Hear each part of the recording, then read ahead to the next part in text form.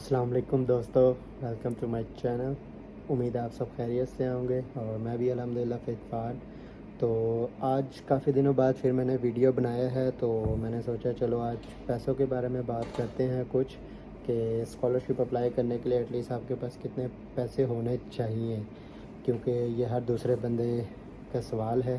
پوچھتے ہیں لوگ کہ یار میرے پاس پیسہ نہیں ہے، کس طرح اپلائی کروں، کیا کروں۔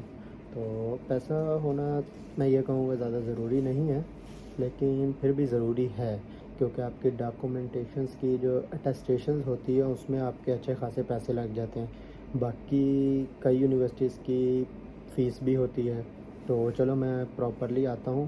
فار ایگزامپل یورپ میں آپ کسی یونیورسٹی میں اپلائی کرتے ہیں تو وہاں پر آپ کو فیس بھی موسٹلی پے کرنی پڑتی ہے۔ کئی یونیورسٹیز کی اپلیکیشن فی ہوتی ہے 10 یورو، 15 یورو، کئی 5 یوروز ہوتی ہیں اور کئی فری بھی ہوتی ہیں۔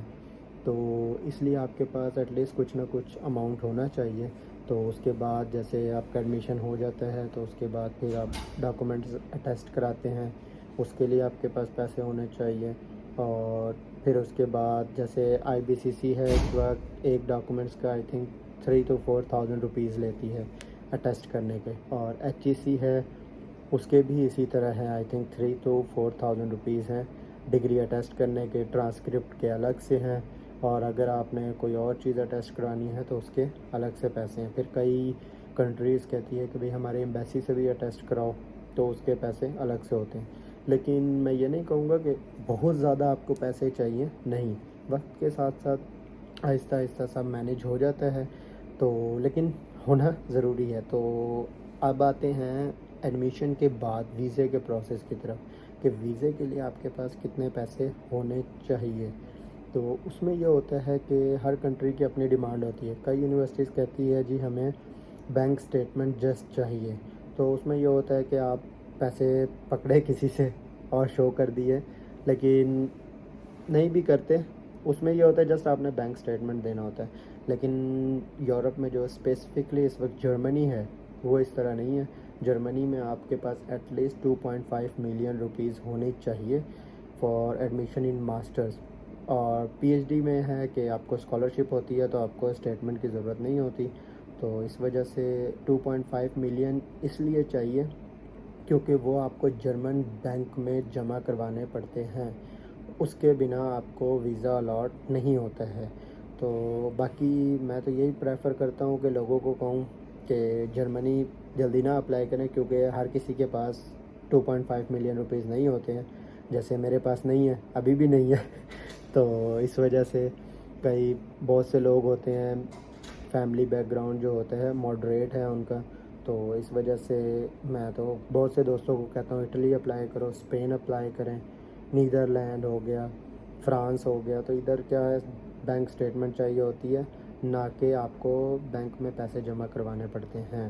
تو اس حساب سے آپ دیکھ لیں، اسٹیٹمنٹ کے لیے بھی آپ کے پاس منیمم جو ہے 1 ملین روپیز ہونی چاہیے کسی بھی کنٹری کا۔ 1 million is round about 10 lakhs rupees minimum. کئی یونیورسٹیز 2 ملینس کی بھی ڈیمانڈ کرتی ہے فار 2 ایئرس۔ تو ڈپینڈ کرتا ہے آپ کس یونیورسٹی کو ٹارگٹ کر رہے ہیں اور کس طرح کر رہے ہیں۔ اور اگر اسکالرشپ پہ ٹارگٹ کر رہے ہیں پھر تو 100% ہے، زبردست ہے۔ تو اسکالرشپ بھی 2-3 طرح کی ہوتی ہیں، تو اس کے اوپر انشاءاللہ میں نیکسٹ ویڈیو بناؤں گا کمپلیٹ، کہ بھئی وہ کتنی طرح کی ہوتی ہیں اور کس طرح کی ہوتی ہیں، اور آپ وہ کس طرح اویل کر سکتے ہیں ایزیلی۔ تو اس میں یہ ہے۔ باقی یہ تھا پیسوں کے حوالے سے کہ آپ کو منیمم اتنے پیسے تو چاہیے ہوتے ہیں بینک سٹیٹمنٹ وغیرہ کے لیے فار ویزا پرپس۔ اور اپلیکیشن فی وہ تو 5 یورو 10 یورو ہوتا ہے، اور کئی یونیورسٹیز کی نہیں ہوتی ہے، موسٹلی یونیورسٹیز فری بھی ہوتی ہیں اور کچھ ہوتی ہیں جن کی ڈیمانڈز ہوتی ہیں۔ تو ایٹ لیسٹ آپ کے پاس اپلیکیشن فی کے تو پیسے آن دا اسپاٹ ہونے چاہیے۔